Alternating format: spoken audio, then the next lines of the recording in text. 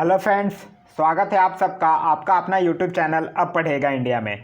आज हम लोग करंट अफेयर की सीरीज को आगे बढ़ाते हुए आज हम लोग देखेंगे प्रैक्टिस टेस्ट नंबर 15। इससे पहले 1 से 14 तक के सारे सेट्स अवेलेबल हैं, तो आप जाके प्लेलिस्ट से देख सकते हैं।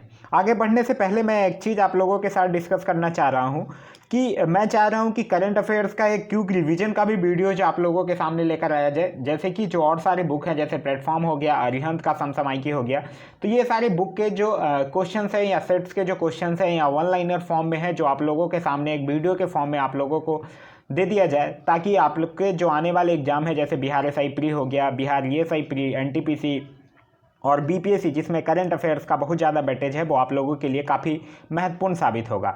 तो क्या वो सीरीज आप लोगों के लिए लेकर आया जाए या नहीं लेकर आया जाए, आप लोग एक बार कमेंट करके ज़रूर बता दीजिएगा। तो चलिए अब बढ़ते हैं अपने क्वेश्चंस की तरफ। आज का जो हमारा पहला क्वेश्चन है वो ये कह रहा है कि हाल ही में भारत का पहला खिलौना विनिर्माण क्लस्टर किस राज्य में खोले जाने की घोषणा की गई है। तो ये कर्नाटक के कोपला में की गई है। तो इस क्वेश्चन का सही आंसर होगा ऑप्शन नंबर ए, कर्नाटक। नेक्स्ट चीज, यहाँ से एक चीज याद रखिएगा, जो कर्नाटक के मुख्यमंत्री हैं बीएस येदियुरप्पा, उन्होंने ये कहा था कि इस पहला खिलौना विनिर्माण क्लस्टर में 5 साल में 40,000 रोजगार सृजित करने और 5,000 करोड़ रुपए की निवेश करने की संभावना है। नेक्स्ट है हमारा कि विश्व वायु गुणवत्ता रिपोर्ट के अनुसार विश्व के सर्वाधिक प्रदूषित देशों की सूची में प्रथम स्थान पर कौन है। तो प्रथम स्थान पर है बांग्लादेश। तो इस क्वेश्चन का सही आंसर होगा option number B, Bangladesh. Bangladesh के प्रधानमंत्री का नाम है शेख हसीना। नेक्स्ट है Gandhi Hindus the struggle against Jinnah पुस्तक के लेखक कौन है। तो इस पुस्तक के लेखक है मोहम्मद जावेद अकबर। तो इस क्वेश्चन का सही आंसर होगा option number A, Mohammed Javed Akbar. Next है हमारा कि किस राज्य सरकार द्वारा उद्यमियों को चिकित्सा प्रौद्योगिकी क्षेत्र में अपने विचारों का परीक्षण करने हेतु एक प्लेटफॉर्म प्रदान करने के लिए प्रोजेक्ट तेज लॉन्च किया गया है। तो प्रोजेक्ट तेज जो है वो तेलंगाना सरकार के द्वारा लॉन्च किया गया है। तो इस क्वेश्चन का सही आंसर होगा ऑप्शन नंबर सी, तेलंगाना। एक चीज़ यहाँ से एक चीज़ याद रखिएगा कि ये जो प्रोजेक्ट है, मतलब प्रोजेक्ट तेज, इसका जो उद्देश्य है वो उद्यमियों को चिकित्सा प्रौद्योगिकी क्षेत्र में अपने विचारों का परीक्षण करने में मदद करने के लिए एक प्लेटफॉर्म बनाना है। नेक्स्ट है कि भारतीय वायुसेना ने पहली बार स्वदेशी जेट जैव ईंधन का प्रयोग किस विमान में किया है। तो ये किया है AN-32 में। तो इस क्वेश्चन का सही आंसर होगा ऑप्शन नंबर सी। और यह जो ईंधन है जैव ईंधन, यह जो ईंधन है इसको छत्तीसगढ़ जैव डीजल विकास प्राधिकरण से प्राप्त जट्रोफा तेल से बनाया गया है। नेक्स्ट है कि फरवरी 2020 में पुर्तगाल के राष्ट्रपति भवन की 4 दिवसीय यात्रा फरवरी 2020 में पुर्तगाल के राष्ट्रपति भारत की 4 दिवसीय यात्रा पर हैं। तो पुर्तगाल के राष्ट्रपति कौन है। तो पुर्तगाल के राष्ट्रपति का नाम है मार्सेलो रेबोलो डिसूजा। तो इस क्वेश्चन का सही आंसर होगा ऑप्शन नंबर ए। एक चीज़ यहाँ से याद रखिएगा, जो पुर्तगाल है वो एक साउदर्न यूरोपियन कंट्री है जिसकी कैपिटल है लिस्बॉन और करेंसी है यूरो।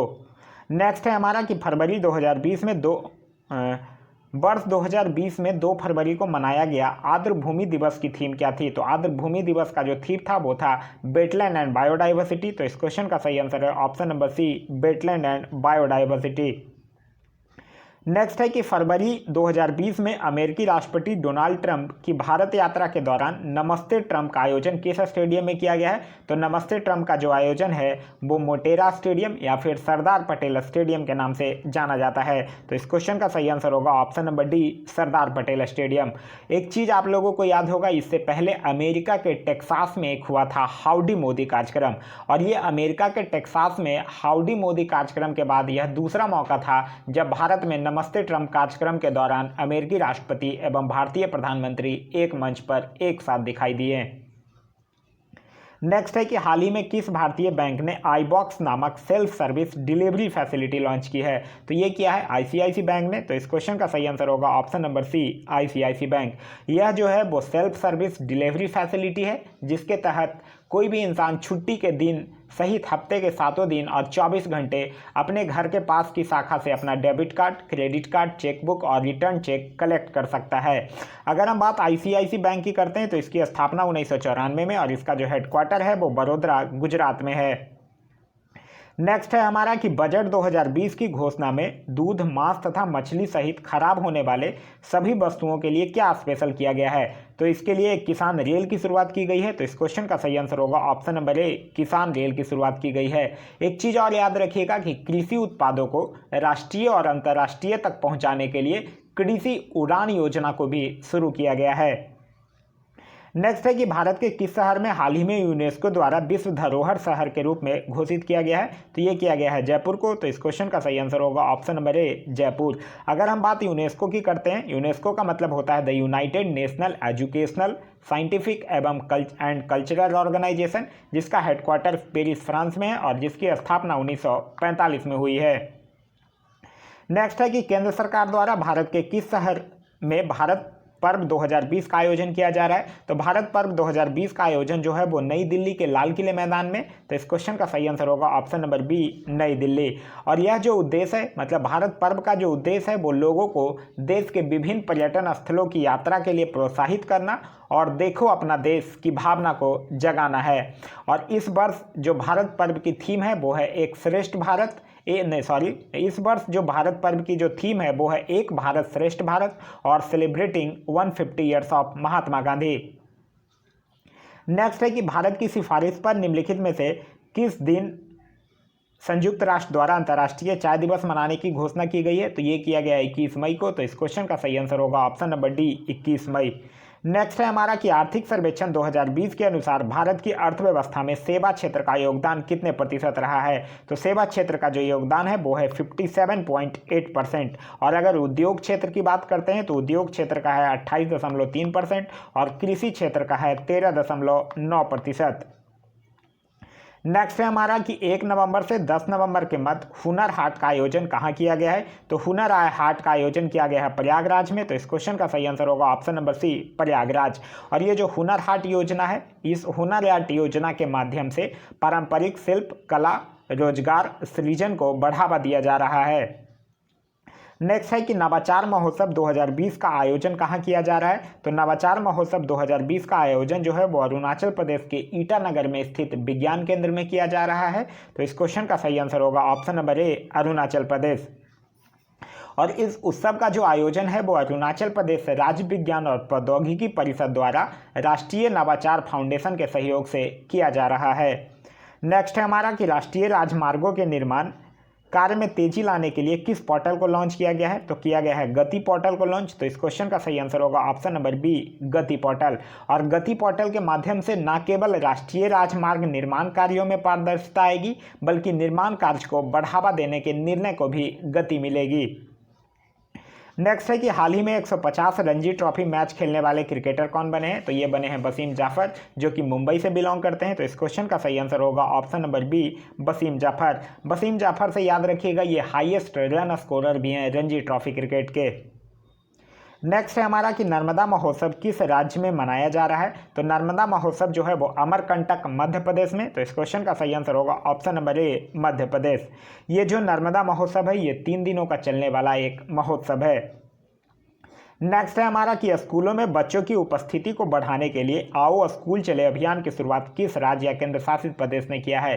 तो ये किया है जम्मू कश्मीर ने। तो इस क्वेश्चन का सही आंसर होगा ऑप्शन नंबर ए, जम्मू कश्मीर। और ये जो है आओ स्कूल चले अभियान, इस अभियान को स्कूल शिक्षा निदेशालय ने जम्मू के सरकारी स्कूलों में छात्रों की संख्या को बढ़ाने के लिए आओ स्कूल चलो के नाम से एक विशेष नामांकन अभियान आरंभ किया है। नेक्स्ट है हमारा कि भारत के किस राज्य ने जल परियोजना के लिए विश्व बैंक के साथ 88 मिलियन डॉलर का ऋण समझौता किया है। तो ये किया है असम ने। तो इस क्वेश्चन का सही आंसर होगा ऑप्शन नंबर डी, असम। अगर हम विश्व बैंक की बात करते हैं तो इसके जो हेड है उनका नाम है डेविड मालपास और इसका जो हेडक्वार्टर है वो है वाशिंगटन डीसी में। नेक्स्ट है हमारा कि किस देश ने 350 किलोमीटर प्रति घंटा की स्पीड से चलने वाली ड्राइवर लेस बुलेट ट्रेन चलाई है। तो ये चलाया है चाइना ने। तो इस क्वेश्चन का सही आंसर होगा ऑप्शन नंबर सी, चीन ने।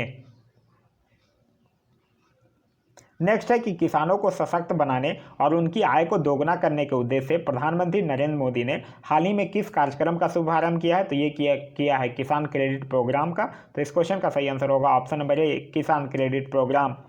नेक्स्ट है कि निम्नलिखित में से कौन हाल ही में पुर्तगाल के पुनः प्रधानमंत्री बने हैं? तो पुर्तगाल के पुनः प्रधानमंत्री बने हैं एंटीनियो कोस्टा। तो इस क्वेश्चन का सही आंसर होगा option number C, Antonio Costa.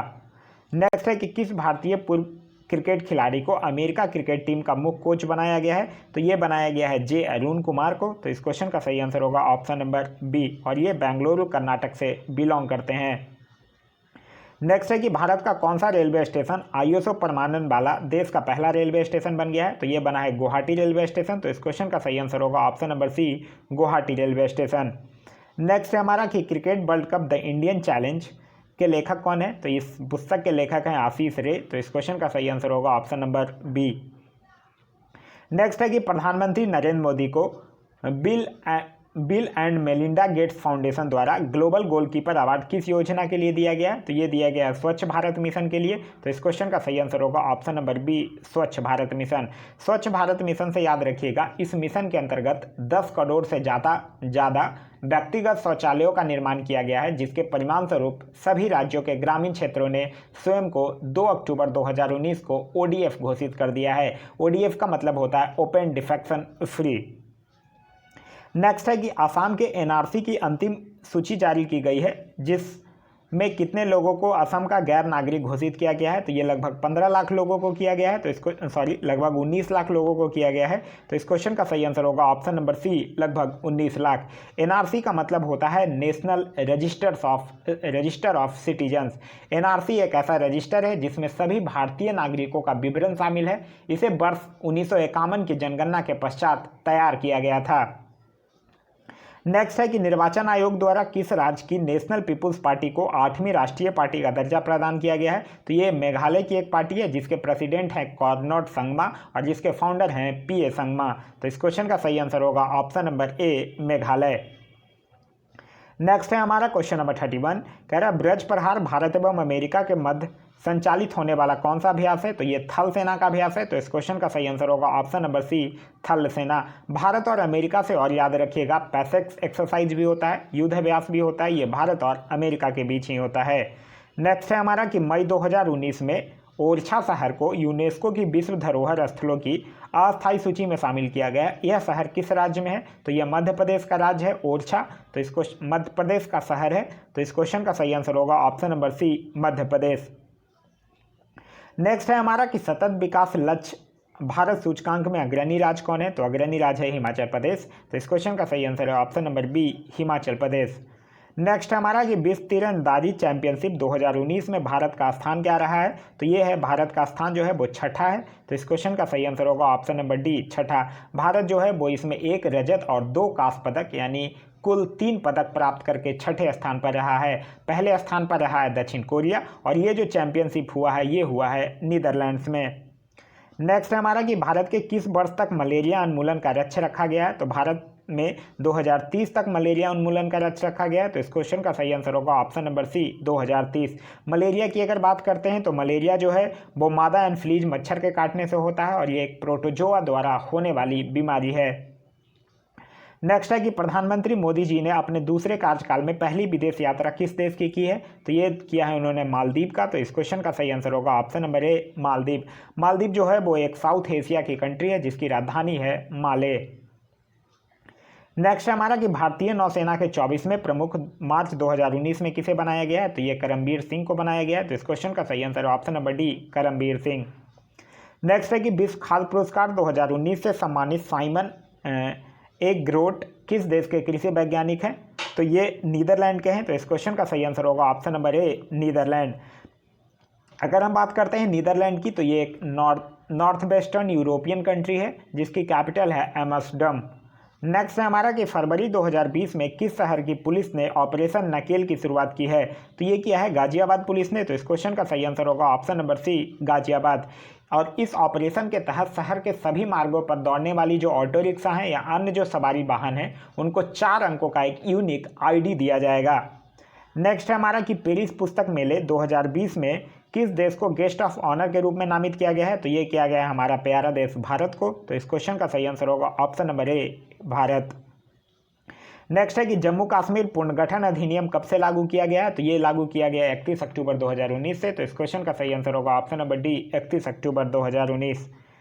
Next है हमारा कि विशेष ओलंपिक विश्व ग्रीष्मकालीन खेल 2019 का आयोजन कहाँ किया गया है? तो ये किया गया है अबू धाबी में। तो इस क्वेश्चन का सही आंसर होगा ऑप्शन नंबर ए, अबू धाबी। और भारत जो है वो इसमें कुल 368 पदक जीतता है, 85 स्वर्ण, 154 रजत और 129 कांस्य पदक। नेक्स्ट है कि भारतीय वायुसेना ने पाकिस्तान के बालाकोट में जैश ए मोहम्मद के आतंकी ठिकानों पर जिस ऑपरेशन के तहत हमला किया था उसका कोड नेम क्या था? तो उसका कोड नेम था ऑपरेशन बंदर। तो इस क्वेश्चन का सही आंसर होगा ऑप्शन नंबर बी, ऑपरेशन बंदर। और ये जो कोड नेम है वो सेना ने सुरक्षा कारणों और गोपनीयता बनाए रखने की वजह से यह नाम दिया था।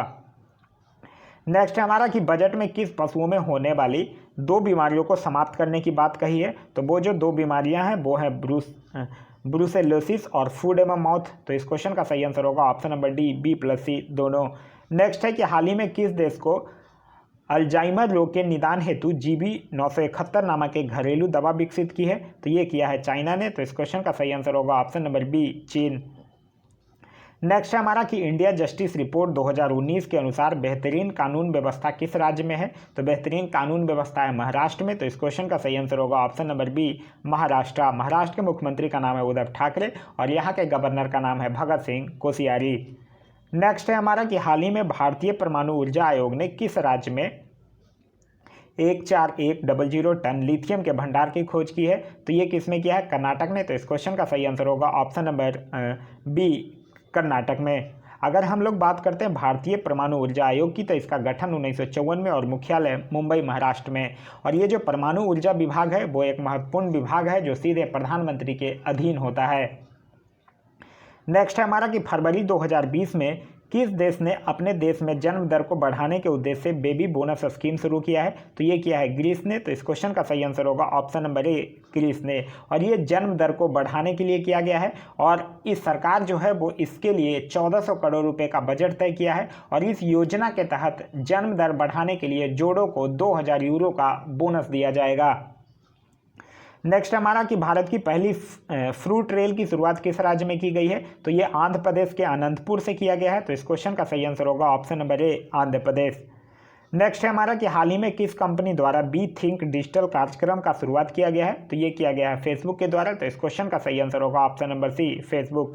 फेसबुक के ऑनर है मार्क जकरबर्ग। और ये जो बी थिंक डिजिटल है ये एक डिजिटल साक्षरता अभियान है जिसे 2019 में लॉन्च किया गया है और जिसका उद्देश्य इंटरनेट पर लैंगिक असमानता को कम करना है। तो ये था हमारा आज का वीडियो। आज का वीडियो आप लोगों को कैसा लगा कमेंट करके ज़रूर बताइएगा। साथ ही साथ इस वीडियो से अगर कुछ सीखने के लिए मिल रहा है तो एक लाइक ज़रूर कर दीजिएगा। ये वीडियो अगर आप लोगों को अच्छा लगा तो आप अपने दोस्तों के साथ भी ज़रूर शेयर कीजिएगा। और साथ ही साथ जो मैं वीडियो के स्टार्टिंग में एक आप लोगों से ओपिनियन मांगा हूँ कि मैं और सारे बुक्स के जो करंट अफेयर्स हैं उसको मैं क्विक रिवीजन के तौर पे पेश करना चाहता हूं जो कि आप लोगों के लिए मेरे हिसाब से काफ़ी बेनिफिशियल होगा। तो आप लोग वो सीरीज चाहते हैं कि नहीं कमेंट करके ज़रूर बता दीजिएगा। Thanks for watching.